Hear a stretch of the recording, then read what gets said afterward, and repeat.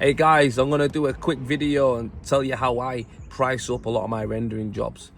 When it's a really small job, I generally just do time and materials. So I know what rate I want per day and I work out how much the materials are going to cost, add them together and send that through to a customer. That's so easy and simple to do.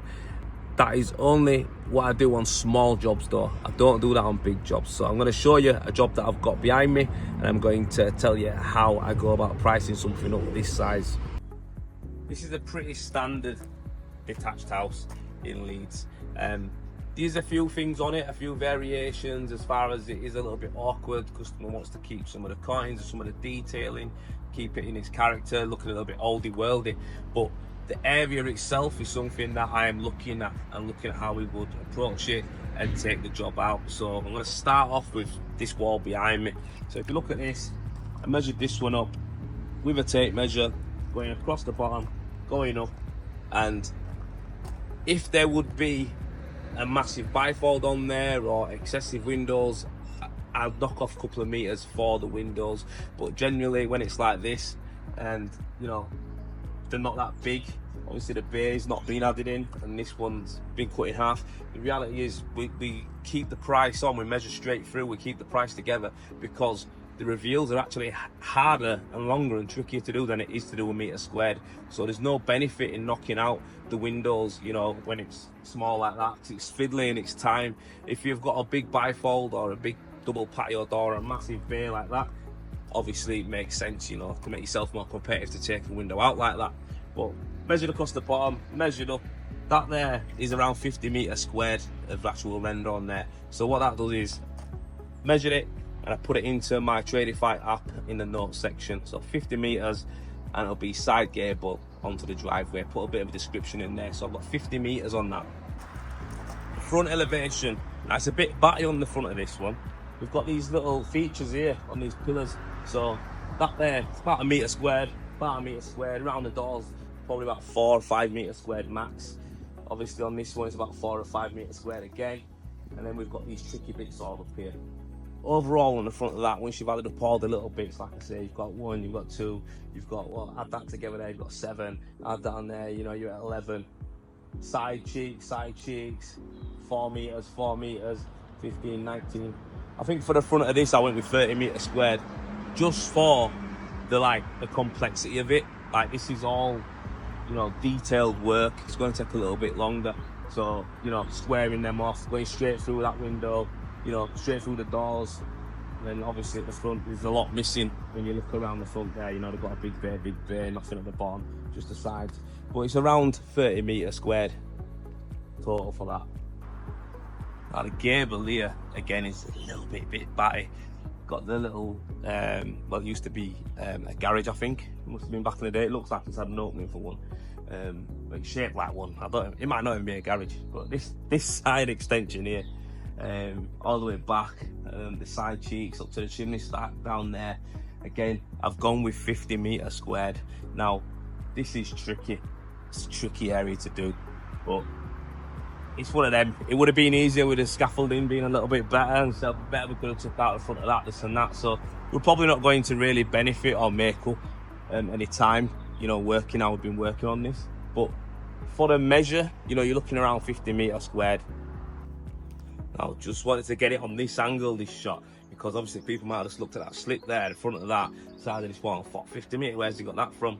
It actually does go across the back, guys. So there's a level all the way across there. Obviously the back of it here, so that's where I've got it from. Up there is also prepped and ready to go, but that there I've put on like 10 meters for that. So if we add it all up together, we've got 50, we've got 50, we've got 30, and we've got 10. That's 140 meters squared.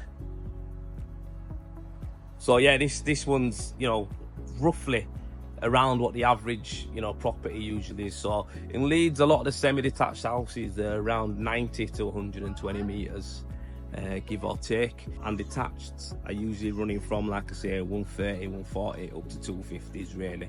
So this is on the small, not smaller side, but yeah, well, it is smaller to medium side of a detached, but it's not because the actual house is colossal. I mean, if you were to add in the extension He was had to add in like, you know, they've got the tile detail on the roof there. You imagine on a detached house that would usually be a wall. So, you know, if all the tiled areas were changed to walls, you know, this would be a pretty large detached house. So anyway, that's how I go around, measure every area up, put it all in my notes, add it all together, and that gives me my meterage that I need to cover.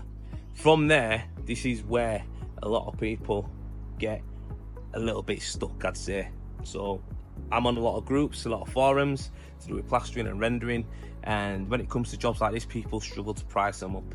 Now, I'm going to tell you a way to do it for large jobs, and this is just something that I do, and give it a go. It might work for you.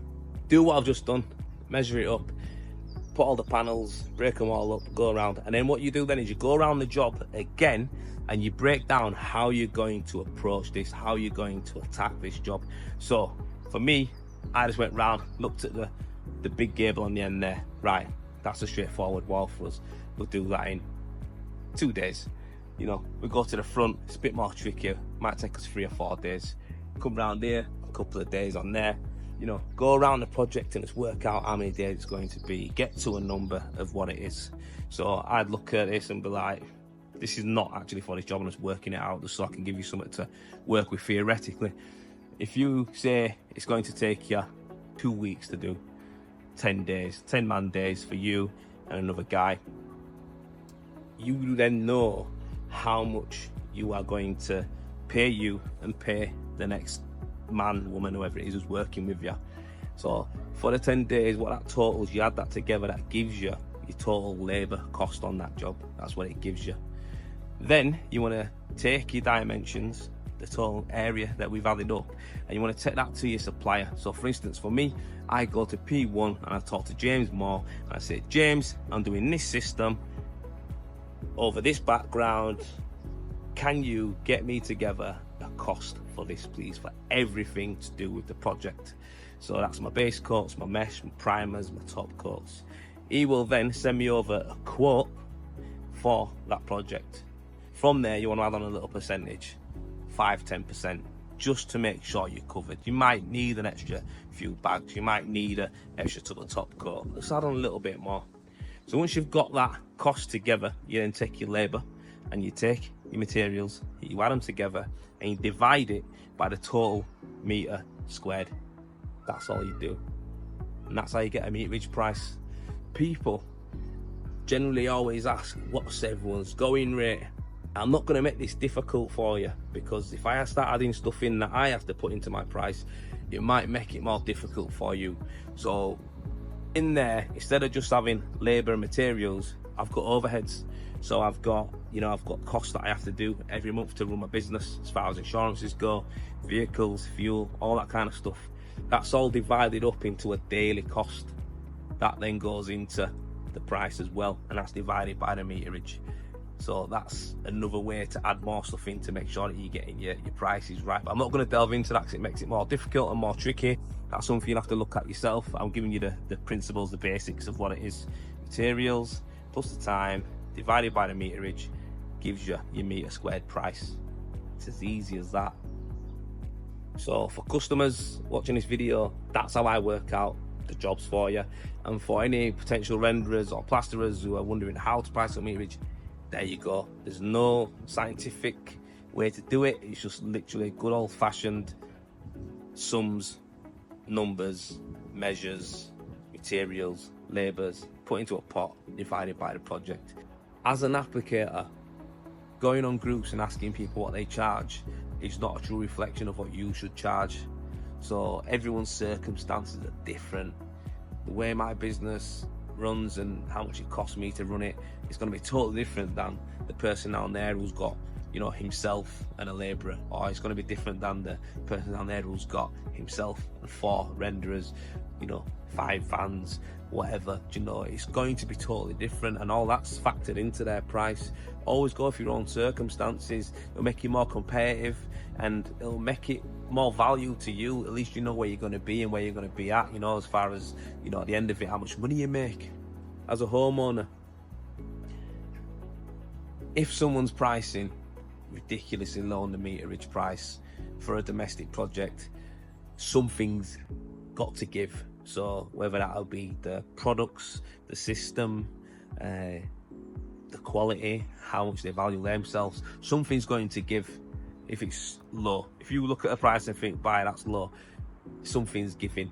You can't operate and work like that without giving something up. Again, I don't want to go into that too much. This is me just trying to help people understand the pricing, the way that rendering companies actually price up. I'd always advise to get 3 quotes, minimum 3 quotes, get more if you can. And also on that, I'd also ask to see the previous jobs as well. So for my customers going forward, I will be sending out like 3 or 4 jobs with addresses of people who are happy for me to give this information out for my customers to do drive-bys. Go see my last few jobs, go see the quality that you're getting. You know, that is something that I need to get out there, because again, people pricing low, people pricing high, it's a bit of a minefield. It's a bit of a minefield out there.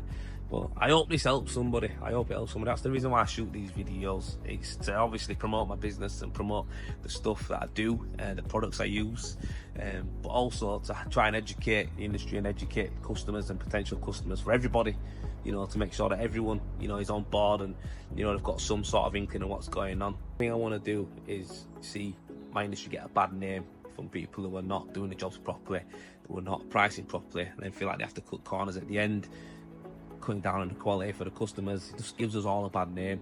So that's the reason why I do this stuff as well. But I hope it helped you out. I hope it taught you something. Leave me a comment, let me know what you think. Tell me how you price your jobs up. And yeah, I'll catch you on the next one.